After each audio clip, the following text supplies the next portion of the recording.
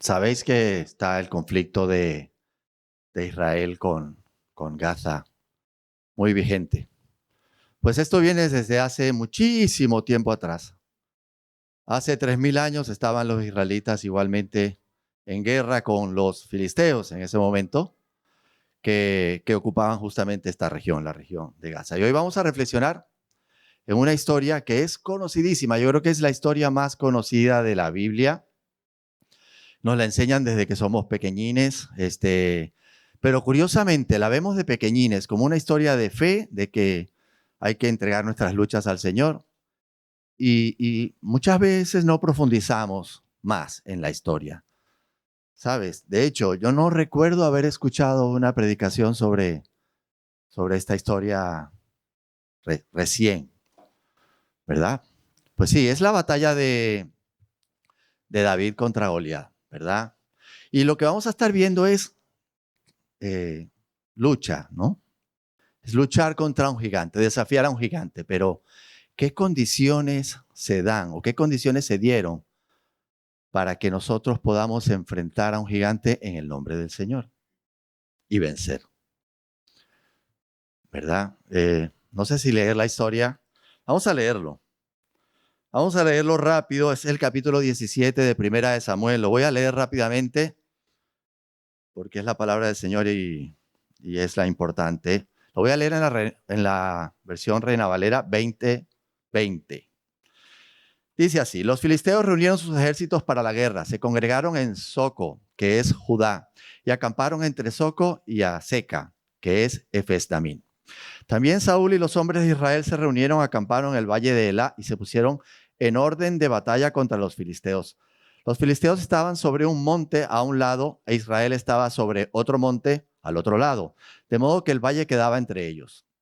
Salió entonces del campamento de los filisteos un paladín llamado Goliat, oriundo de Gat, el cual medía unos 3 metros de altura, llevaba un casco de bronce en su cabeza y vestía una coraza de malla también de bronce, que pesaba 55 kilos.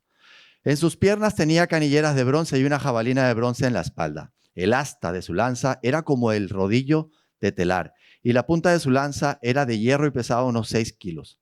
Delante de él iba su escudero. Goliat se paró y dio voces a los escuadrones de Israel. ¿Para qué os habéis puesto en orden de batalla? ¿No soy yo el filisteo y vosotros los siervos de Saúl? Escoged de entre vosotros un hombre que venga contra mí. Si él puede pelear conmigo y me vence, nosotros seremos vuestros siervos.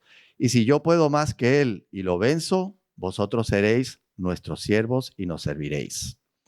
Hoy yo he desafiado, añadió el filisteo, al campamento de Israel. Dadme un hombre que pelee conmigo. Al escuchar Saúl y todo Israel estas palabras del filisteo, se turbaron y tuvieron mucho miedo. David era hijo de aquel hombre efrateo, oriundo de Belén de Judá, llamado Isaí, el cual tenía 8 hijos. En tiempos de Saúl este hombre era ya viejo, de edad muy avanzada. Y los 3 hijos mayores de Isaí se habían ido a la guerra para seguir a Saúl. Los nombres de sus 3 hijos que se habían ido a la guerra eran Eliab, el primogénito, el segundo Abinadab y el tercero Sama. David era el menor. Siguieron pues los 3 mayores a Saúl. Pero David había ido y vuelto tras dejar a Saúl para apacentar las ovejas de su padre en Belén. Salía pues aquel filisteo por la mañana y por la tarde, y así lo hizo durante 40 días. Y dijo Isaí a David su hijo: toma ahora para tus hermanos un efa de este grano tostado y estos 10 panes. Llévalo pronto al campamento a tus hermanos. Estos 10 quesos de leche los llevarás al jefe de los 1000. Fíjate si tus hermanos están bien y trae algo de ellos como prenda. Mientras tanto, Saúl, los hermanos de David y todos los de Israel estaban en el valle de Elá en armas contra los filisteos. Se levantó pues David de mañana, dejó las ovejas al cuidado de un guarda y se fue con su carga como Isaí le había mandado. Llegó al campamento cuando el ejército salía en orden de batalla y daba el grito de combate. Se pusieron en orden de batalla Israel y los filisteos, ejército frente a ejército. Entonces David dejó su carga en manos de que guardaba las provisiones y corrió al ejército. Cuando llegó, preguntó a sus hermanos cómo estaban. Mientras hablaba con ellos, aquel paladín que se ponía en medio de los 2 campamentos, llamado Goliat, el filisteo de Gat, salió de entre las filas de los filisteos y dijo las mismas palabras, de modo que lo oyó David.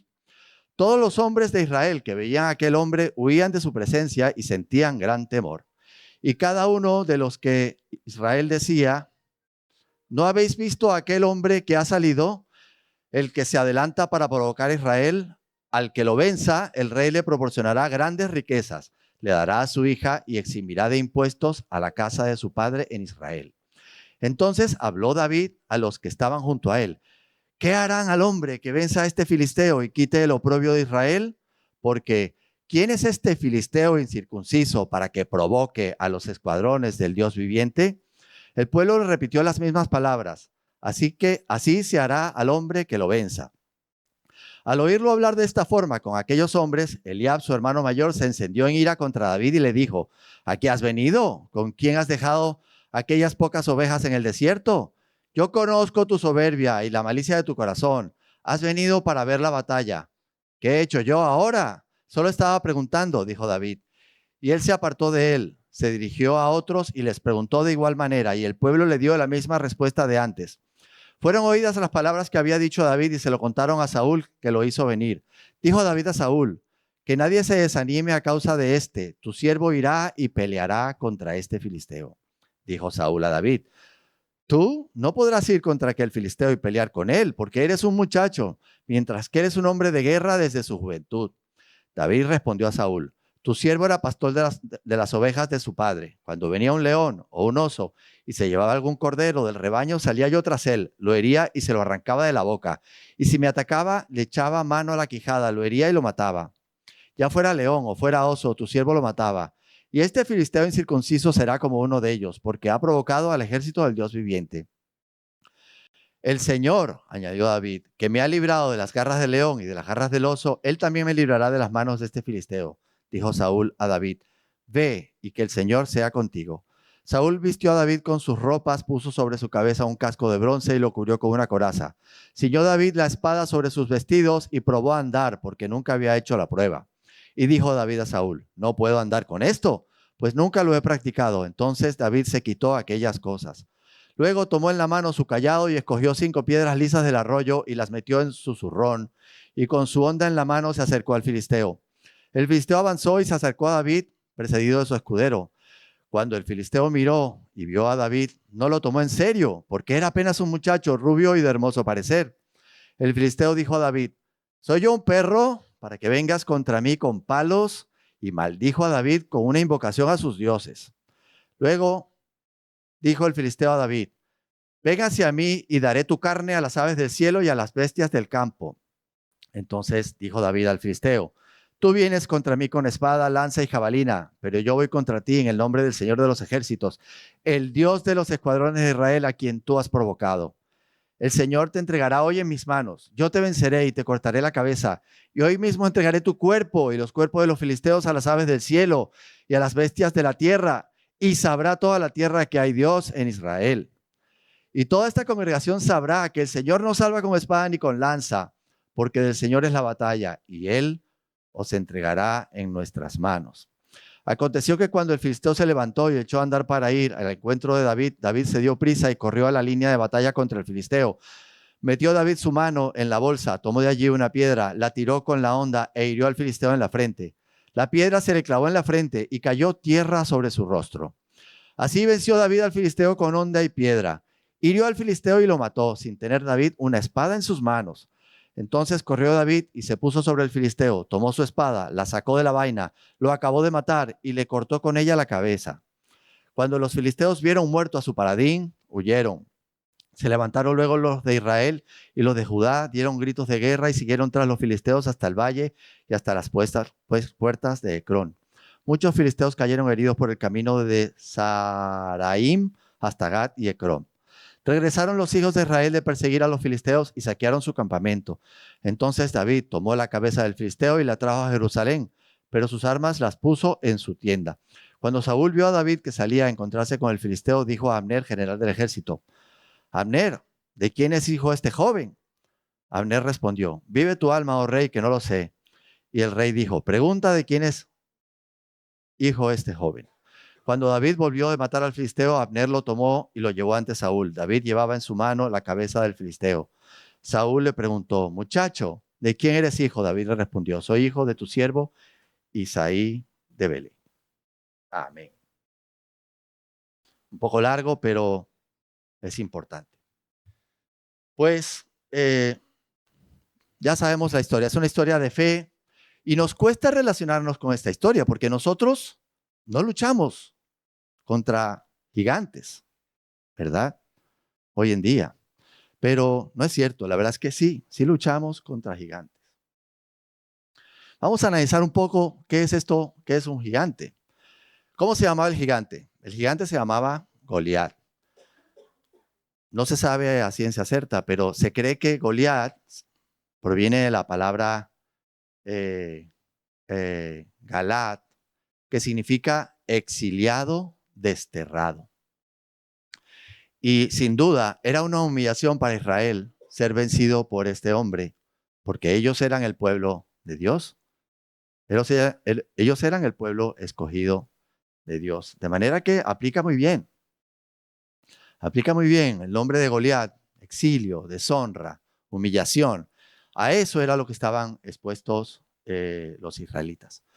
Pero aparte de esto, dice la palabra que cuando los israelitas escuchaban al filisteo sentían gran miedo. El miedo es una cosa tremenda. El miedo nos paraliza. Y podemos sentir miedo por muchas circunstancias. Un adolescente puede sentir miedo de sus padres o de no tener a sus padres o de la desaprobación de sus padres. Puede sentir miedo de la vergüenza ante sus compañeros o del rechazo de sus amigos. Una madre puede sentir miedo también. ¿Por qué siente miedo una madre? De perder a sus hijos, a lo mejor, de que se tuerzan y se vayan por el mal camino. Puede sentir miedo de sufrir maltrato de su pareja, también.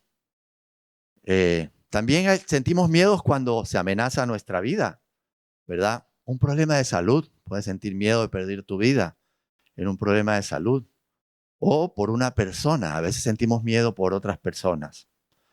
La incertidumbre, la oscuridad, la muerte, la soledad, el ser descubiertos en algo que hemos hecho, el que se sepa cómo somos realmente. ¿Alguien ha sentido ese miedo?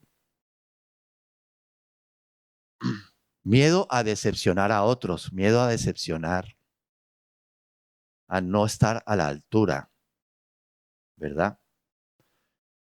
Entonces, hay muchos miedos y a veces esos miedos son tan grandes que pasamos años, pasamos tiempo con ese miedo y no lo enfrentamos. Nos dice la palabra que este Goliat era un paladín. La palabra paladín significa textualmente hombre entre dos.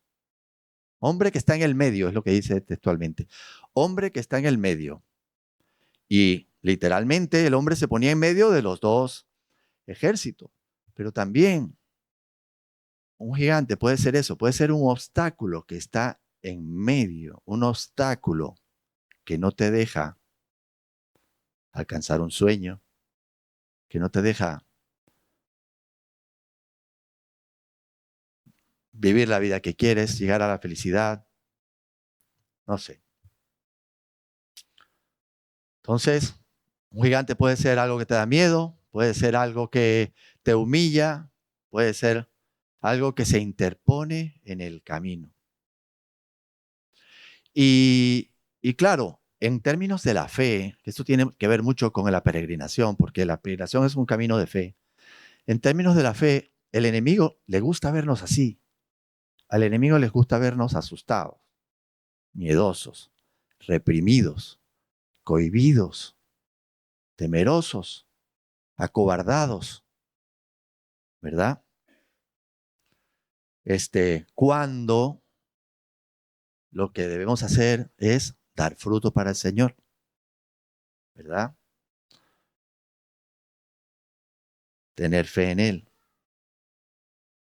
Entonces, muchas veces podemos sentir que eso a lo que le tenemos miedo o eso que se interpone No lo podemos vencer. Es imposible de vencer. Una vida victoriosa en Dios. ¿Por qué no podemos vivir una vida victoriosa en Dios?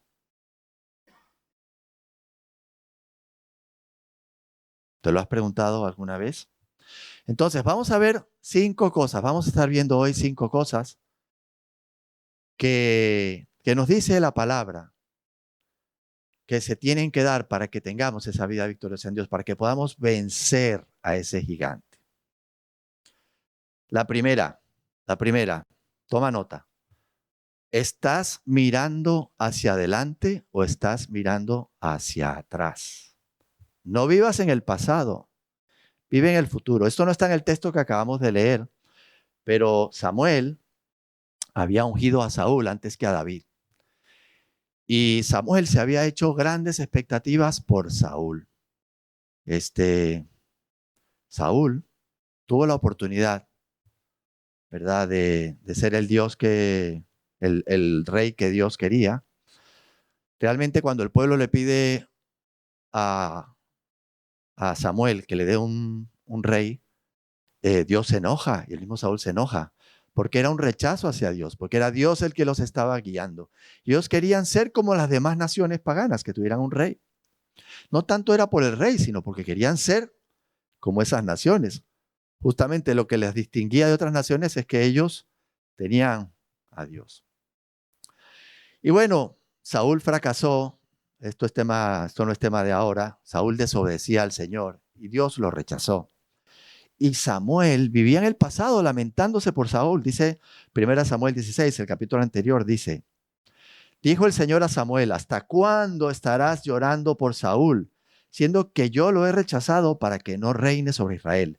Llena tu cuerno de aceite y ven, te enviaré a Isaí de Belén, porque de entre sus hijos me he elegido un rey. El Señor dice, deja de vivir en el pasado. Fracasaste en el pasado, vuélvete a levantar. No puedes vivir en el pasado. Eso ya quedó atrás. Yo tengo algo nuevo. Lo hemos cantado. Deja de, ¿cómo decía la canción? Bueno, no me acuerdo, pero lo hemos cantado. Eso. Me extiendo a lo porvenir.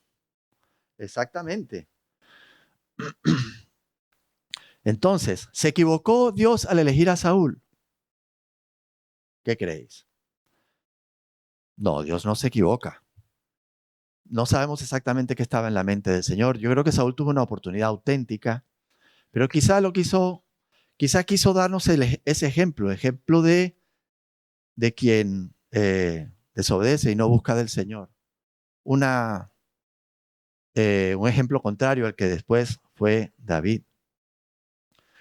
El asunto es que él fue rechazado como rey. Y Dios le dice a Samuel, vamos a enfocarnos hacia adelante. Te tengo un nuevo rey. No te quedes en el pasado. Y esto lo vemos continuamente en la palabra. Mira, el Señor le cambió el nombre a muchas personas. Le cambió el nombre a Abraham, se lo puso a Abraham. Le cambió el nombre a Jacob y le puso Israel. Le cambió el nombre a Saulo por Pablo. Le cambió el nombre de Simón por Pedro. ¿Qué es lo que quería decir? Olvídate del pasado. Vamos a mirar hacia adelante. En el tabernáculo, el candelabro también estaba hacia adelante, hacia los panes, hacia la comunión del Señor. La mesa de los panes, de alguna manera, representa la comunión con el Señor. Nos lo dice la palabra en Filipenses 3. Una cosa hago, me olvido ciertamente de lo que queda atrás y me extiendo a lo que está adelante. Entonces, ese es el punto 1. No mires atrás, enfócate hacia adelante. El Señor tiene un camino para ti que no está en el pasado. Punto número 2 y más importante, que es el que estábamos hablando. ¿Está el Señor contigo? Porque no importa quién tú seas, importa el que está contigo. Antes de esta batalla, había enviado Dios a Samuel a ungir a David. Lo escogió el Señor de entre los 8 hijos de Isaí. el más pequeño. David fue subestimado por todos, fue subestimado por Saúl, que enseguida se enfiló por el mayor, por el más alto, el más fuerte. Fue subestimado por el propio padre, por su propio padre, por Isaí, que ni siquiera lo mandó a llamar cuando le dijeron que iban a tener un sacrificio con Samuel, una comida con Samuel, ni siquiera lo mandó a llamar. Lo dejó por allá pastando a las ovejas.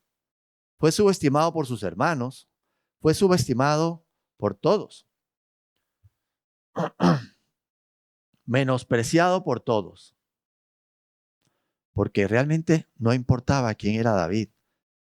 Justamente lo que quería mostrar el Señor es que Él puede vencer a un gigante con quien sea. El Señor no ve como miramos nosotros. ¿Qué es lo que dice la palabra? Que el Señor mira el corazón. Ni siquiera Goliat tomó en serio a David. No lo tomó en serio, dice la palabra, porque era apenas un muchacho rubio y de hermoso parecer. O sea, ¿qué hacéis vosotros mandándome este muñequito de tarta? Bonito y rubio. Quiero un hombre para que luche conmigo, ¿no? Pero el criterio del Señor es diferente. Cuando Samuel le dice a Saúl que lo rechaza, le dice, no, el Señor le dijo a Samuel, no mires a su parecer ni a lo grande de su estatura, porque yo lo desecho. Porque el Señor no mira lo que mira el hombre, pues el hombre mira lo que está delante de sus ojos, pero el Señor mira el corazón. Y cuando Samuel le dice a Saúl que lo rechaza, le dice, ya el Señor se ha buscado un rey conforme a su corazón. ¿Y qué significa esto? ¿Qué significa un hombre conforme a su corazón? Pues lo dice claramente la palabra. Dice, por cuanto tú no has guardado lo que el Señor te mandó. Dice también en Hechos 13, hablando sobre esto, dice, cuando Dios le quitó el trono a Saúl, puso como rey a David, del cual dijo, he encontrado a David, hijo de Isaí, un hombre conforme a mi corazón, quien cumplirá toda mi voluntad. Un siervo conforme al corazón de Dios es un siervo que obedece. Lo decíamos esta mañana en la escuela dominical, que obedece a la palabra del Señor. Un siervo que hace la palabra, aunque su parecer sea diferente, aunque las circunstancias parezcan distintas. Entonces, claro, tenemos que tener al Señor. Tenemos que tener su Espíritu Santo. Para eso hemos tenido que llegar a sus pies. Para eso hemos tenido que reconocer, ¿verdad?, que Él murió por nosotros en una cruz, que Él cumplió la justicia de Dios por nuestros pecados. Pero no solamente tenemos que haber hecho una oración y haber llegado a los pies del Señor. Tenemos que llevar una vida dependiente del Señor, una vida obediente del Señor, una vida que le agrade al Señor. Ahí vemos que David había sido escogido como arpista del rey Saúl, porque cuando el Señor se apartó de Saúl, un espíritu lo atormentaba y habían mandado a buscar a alguien que tocara música y fue escogido David. Esto pasó antes de la lucha con Goliat. David fue escogido porque era evidente para todos que el Señor estaba con él, porque era evidente para todos que tenía el don musical también. Entonces, ¿quién eres tú para vencer al gigante?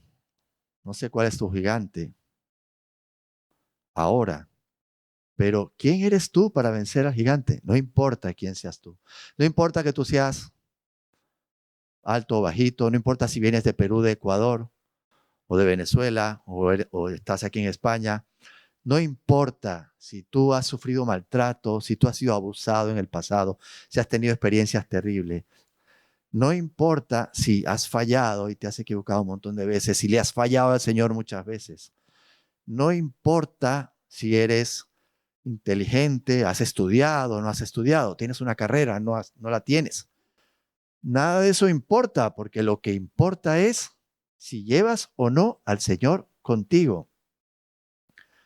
Se lo preguntó Moisés al Señor cuando el Señor le dijo que fuera a sacar a su pueblo de Egipto. Le dijo, ¿y quién soy yo para sacar al pueblo de Egipto? Y parafraseando, el Señor le dijo, no importa quién tú eres, importa que yo voy a estar contigo. Eso es lo que importa. Entonces, el Espíritu del Señor está contigo, está con nosotros. El Señor ha prometido derramar su Espíritu a todos los que le buscan. Fijaros que la palabra dice en el texto que leímos, a partir de aquel día vino el Espíritu sobre David. A partir de aquel día. El Espíritu también estuvo sobre Saúl. El Señor ungió a Saúl, pero Saúl lo desobedeció y al final él quitó su espíritu de él. Pero de David no lo quitó, porque David no se equivocaba, sí se equivocaba, pero siempre acudía al Señor. Se arrepentía y acudía al Señor. Él no quiere que seamos perfectos, quiere que seamos obedientes. Entonces, no solamente es tener fe en un momento de nuestra vida, es fe mantenida, ¿verdad? En estos días vino a mí un joven, quería que orara por él porque él tenía ansiedad y él cree que un espíritu lo atormenta y él quería liberación de eso, ¿verdad? Y quería ser liberado de eso y oramos por él y todo lo demás. Pero a veces queremos una solución rápida, una solución de microondas. ¡Ping! Y se acabó. No es eso. Tienes que buscar al Señor, tienes que mantener tu fe, tienes que entregarle tu vida, tienes que estar ahí. Y cuando no, parece que cuando no obtenemos las cosas o si no obtiene lo que busca en el momento, pues desiste. Se cansa, no persiste. Los problemas no deben desanimarnos de buscar al Señor, todo lo contrario, deben hacernos buscar con más ahínco al Señor. Entonces, desde el punto de vista humano, Goliat era invencible, pero desde el punto de vista del Señor, no. Entonces, el Señor lo cambia todo. Pero bueno, esa lección, digamos que es la que sabemos desde que somos pequeños, ¿verdad? Que tenemos que tener al Señor y que tenemos que confiar en el Señor. Pero hay otras cosas que se tienen que dar. Punto número 3. ¿Para quién luchas? ¿Para quién luchas? ¿Luchas para ti, para tus propósitos o luchas para el Señor? ¿Verdad? Dijimos que lo importante no somos nosotros. Pero entonces, ¿por qué queremos luchar para nosotros? Dios pelea nuestras luchas cuando Dios se glorifica de esas luchas. Mejor dicho, cuando son las luchas del Señor. Cuando nosotros peleamos las luchas del Señor. El Señor está en el negocio de la gloria. ¿Qué significa que está en el negocio de la gloria? Que Él desea glorificarse en todas las cosas. ¿Cuándo se glorifica el Señor? Esa es una palabra que suena muy bonita, pero a veces no la entendemos. ¿Cuándo se glorifica el Señor? El Señor se glorifica cuando le damos a conocer, cuando damos a conocer sus atributos, o cuando las circunstancias dan a conocer sus atributos, lo maravilloso que Él es, su bondad. Cuando Él hace cosas imposibles por nosotros, sus atributos se muestran, ¿verdad? Lo glorificamos cuando le obedecemos. ¿Por qué? Porque Él, a través de nosotros, va llevando a cabo su plan. Él tiene un plan de redención. La Biblia es el plan de redención de Dios. Todo tiene que ver con su plan. Él quiere salvar a la gente. Cuando a causa de lo que nos pasa a nosotros, otras personas le conocen y llegan a sus pies, Él se glorifica. ¿Por qué? Porque nadie puede salvarse por sí mismo. David sabía perfectamente que la lucha no era suya. Porque él dijo, en el versículo 26, dijo, ¿quién es este filisteo incircunciso para que provoque los escuadrones del Dios viviente? No era una lucha de él, era una lucha de Israel y su Dios. Lo afirmó otra vez al estar frente a Goliat cuando dijo, tú vienes contra mí con espada, lanza y jabalina, pero yo voy contra ti en el nombre del Señor de los ejércitos, a quien tú has provocado.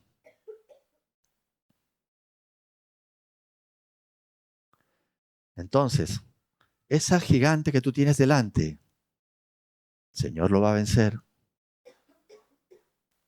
Si lo enfocamos, si lo enfocamos de la manera correcta. Si lo enfocamos para que Él tenga su gloria. Hay una película cristiana que se llama justo así, Desafiando Gigantes. Bueno, le han puesto la traducción. Se llama Facing the Giants, en inglés. Y trata de una universidad cristiana que tiene un equipo de fútbol americano y que están jugando la temporada de fútbol americano. Y la película trata de cómo el Señor coge ese equipo que estaba en lo último de la tabla de calificación y lo hace ganar el campeonato. Y vosotros me vais a decir, bueno, ¿y qué tiene que ver un equipo de fútbol americano con la gloria del Señor? Poco, ¿verdad? Pues en el proceso, los chicos que jugaban en el equipo conocieron y se entregaron al Señor. Eso glorifica al Señor. En el proceso, mucha gente escuchó hablar de lo que había pasado allí. El Señor se da a conocer. Todo cambió en la película cuando el entrenador empezó a orar y le empezó a pedir no que ganara el equipo, sino que glorifícate en este equipo. Ganemos o perdamos, da igual. Eso no es lo importante. Lo importante es que tú te glorifiques en este equipo. Te entregamos el equipo. Haz lo que quieras con este equipo. Es una película, pero ilustra el punto. Entonces, que el vencer tu gigante sea gloria para el Señor. Vencer una enfermedad glorifica al Señor si da a conocer a otros. Salir de situaciones y problemas también dan a conocer lo maravilloso que es el Señor y glorifican al Señor. Enfoquémoslo de la manera correcta. Punto número 4. ¿Sientes el deseo de enfrentar al gigante? Pues si estamos cohibidos y tenemos miedo, no tendremos ese deseo. El Señor pone el deseo. Fijaros que cuando David escucha esto y escucha las recompensas que Saúl está ofreciendo, David no lo hizo por las recompensas, pero ayudan. Es un estímulo. ¿No habéis visto aquel hombre que ha salido? Él se adelanta para provocar a Israel. Al que lo venza, el rey le proporcionará grandes riquezas, le dará a su hija y eximirá de impuestos a la casa del padre de Israel. Y de paso, después Saúl no le da la hija, le dice, me tienes que traer 1000 prepucios de filisteos para que te dé la... O sea, que cambió la historia, pero bueno. David ardía de deseo, él sentía el deseo, el Señor puso en él el deseo.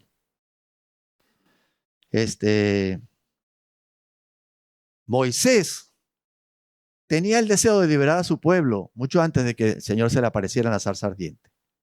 El Señor había puesto ese deseo, pero lo había querido llevar a cabo de la manera incorrecta, según sus fuerzas. Pero el deseo estaba ahí. Él tuvo que reprimir ese deseo por 40 años en los desiertos de Madián. Se tuvo que olvidar de eso. Cuando el Señor se le aparece, él habrá pensado, ¿y yo que tenía este deseo desde hace tanto tiempo? El Señor conoce nuestro corazón y Él pone ese deseo, pero lo reprimimos muchas veces por miedo. Otro punto, el cuarto, ese era el tercero. El cuarto, ¿el Señor te ha capacitado con experiencias similares? Dios llama, pero Dios también capacita. Vemos que todas las circunstancias que rodearon este episodio fueron manejadas por Dios. David había pastoreado el rebaño de su padre. Dios escogió a un pastor de ovejas para que fuera el pastor del pueblo de Israel. Pastor con P minúscula. David fue ungido, era el ungido del Señor. ¿Sabéis qué ungido significa? ¿Qué significa ungido? Mesías. Mesías significa ungido. Y Cristo significa ungido en griego. Pues David era el Mesías con M minúscula, porque Jesucristo fue el verdadero Mesías. Era un tipo de Cristo, ¿verdad? Había manejado todas las circunstancias, había sido pastor, había luchado contra osos y leones. Dios lo había guardado. Para David era manifiesto y claro que era Dios el que lo había cuidado, ¿verdad? Él llegó allí por las circunstancias. Su padre lo había enviado a mandarle comida a sus hermanos. O sea, todo. El Señor manejó todo. Preparó la escena, preparó a David, le puso el deseo en el corazón y lo ungió con su espíritu. Todo fue manejado para el Señor. David ya había probado su valentía. David ya había estado también en la corte de Saúl. Él entendió que en ese momento que tenía que luchar por el Señor.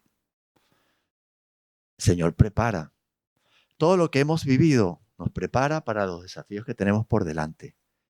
Y tenemos que entender, cuando tenemos un gigante delante, tenemos que un poco ver hacia atrás, a ver si el Señor, cómo el Señor nos puede haber capacitado para eso, aunque la obra la hace Él, pero eso nos da cierta confianza para que nosotros avancemos hacia adelante en esa lucha contra ese gigante. Porque tenemos un corazón y lógicamente el Señor también sabe eso. El Señor ha trabajado eso, nos ha dado experiencias previas, nos ha dado el deseo y nos ha preparado. Entonces, el Señor te ha preparado.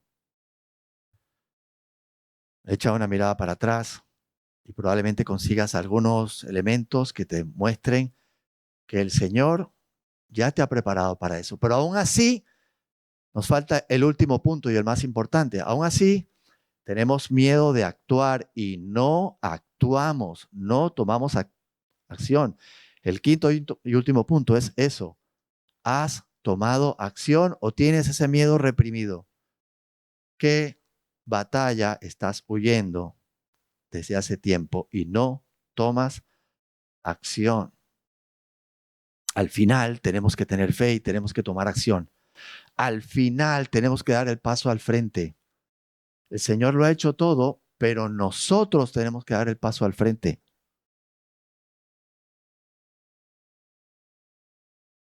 Nosotros le pedimos al Señor, pero tenemos que dar el paso al frente. 2 granjeros tenían un campo para cultivar y había sequía y no había lluvias. Y los 2 granjeros le pidieron al Señor que trajera lluvias al campo. Un granjero preparó el campo esperando la lluvia. Y el otro granjero se quedó esperando la lluvia. ¿A dónde creéis que mandó el Señor la lluvia? Al que tomó acción. Al que tomó acción. Hay que tomar acción. El Señor nunca hace la parte nuestra. El Señor hace lo imposible. No había forma alguna de que ese muchacho venciera a Goliat. Pero él tenía que estar ahí enfrente. Él tenía que pararse delante de él. Lo vemos continuamente, una y otra vez, en cada parte. Cuando mandó a Samuel a ungir a David, Samuel tenía miedo de Saúl. Le dijo a Dios, pero Saúl me va a matar. Y Dios le dijo, tú ve y haz un sacrificio. Sí, y haciendo Samuel lo que el Señor le dijo, el Señor garantiza de que eso se va a llevar a cabo. Fíjate que no lo libró, no le quitó a Saúl o no le quitó los celos que tenía Saúl. Lo que hizo fue darle la estrategia que él tenía que seguir para que pudiera hacer lo que le estaba pidiendo. Entonces, el Señor abre puertas que no se pueden cerrar y cierra puertas que no se pueden abrir. Lo dice en Apocalipsis 3. Yo conozco tus obras. Creo que es a la iglesia de la Odisea que le dice, he puesto delante de ti una puerta abierta, la cual nadie puede cerrar, pues aunque tienes poca fuerza, has obedecido mi palabra y no has negado mi nombre. Entonces, Él abre las puertas, pero nosotros tenemos que estar ahí. David no solo confió en el Señor en el momento que estaba frente a Goliat, él fue obediente con su padre. Él iba a la corte de Saúl, pero también tenía que cuidar las ovejas de su padre. Se regresó a cuidar las ovejas de su padre. El padre lo envió de nuevo a la batalla. Él era obediente y hacía lo que le correspondía. Nosotros también tenemos que hacer lo que nos corresponde, lo que el Señor nos pide, y el Señor nos pondrá en situaciones en que podamos vencer las batallas. Entonces, como iglesia, ¿qué nos paraliza? La iglesia de hoy en día, no hablo de ninguna iglesia en particular, la iglesia de hoy en día está paralizada de miedo. ¿Cuáles son las luchas de la iglesia que no llevamos a cabo? ¿Qué cosas nos pide el Señor y que no cumplimos? Se ha pedido que lo demos a conocer, que prediquemos su palabra, que amemos a los unos a los otros. Pero nosotros tenemos miedo al rechazo, a quedar mal, qué sé yo.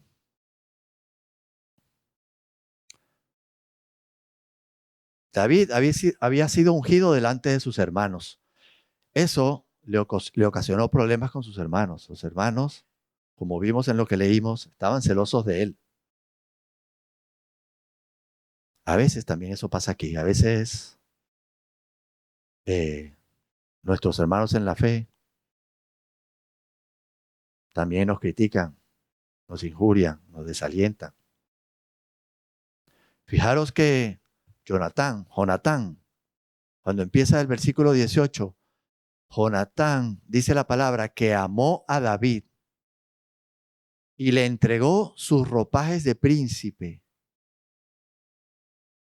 Y eso es increíble porque Jonatán era el heredero de Saúl. O sea, si había alguien que tenía que tener problemas y celos de David, era Jonatán, justamente, porque era el heredero. Pero Jonatán supo reconocer lo que el Señor hacía. Y lejos de ponerse celoso y lejos de criticar y de maldecir a David, lo amó y lo vistió. Reconoció lo que Dios estaba haciendo, reconoció que él era el ungido de Dios. Señor, le pedimos al Señor que nos dé el mismo discernimiento, porque a veces lo que hacemos es atacar como hermanos. David solamente estaba cumpliendo las instrucciones de su padre y sin embargo fue atacado por sus hermanos. Jonatán no, Jonatán lo amó. Los israelitas tenían 40 días escuchando a este paladín hablar. Este número 40 es significativo en la palabra. Siempre aparece cuando hay tema de dificultades o de juicio. 40 días fue el diluvio cuando Noé. 40 años pasó Moisés en el desierto de Madián. 40 días estuvo en el monte Sinaí para recibir las tablas de la ley. 40 azotes era el máximo que se le podía dar a un israelita. 40 días estuvieron los espías en la tierra prometida. 40 años vagaron los israelitas en el desierto. También aparece en el libro de Elías con Jezabel, en las profecías de Ezequiel y de Jonás. Y el Señor fue tentado durante 40 días. Tomémoslo como un énfasis que da el Señor. 40 días estuvieron los israelitas escuchando a este filisteo y nadie pudo confiar en el Señor. No había nadie ahí que se pareciera a ese filisteo, pero estaba el Señor. Dios tuvo que mover ficha con el chaval más jovencillo y más débil que había ahí. Entonces, la pregunta es, ¿qué estás esperando tú? ¿Qué estamos esperando? No esperemos más. Si vemos que la lucha es del Señor, si vemos que no estamos viviendo en el pasado, sino en el presente, si vemos que no depende de nosotros, sino que tenemos al Espíritu del Señor, si vemos que el Señor nos ha llamado y nos ha capacitado, pues demos el paso al frente y luchemos con el gigante. Haz el ejercicio. ¿Cuál es tu gigante? Oremos. Amado Dios y Señor, qué bueno que podemos venir a estas historias una y otra vez para ver tus maravillas, para ver cómo tú actuabas y actúas hoy igual que ayer, Señor.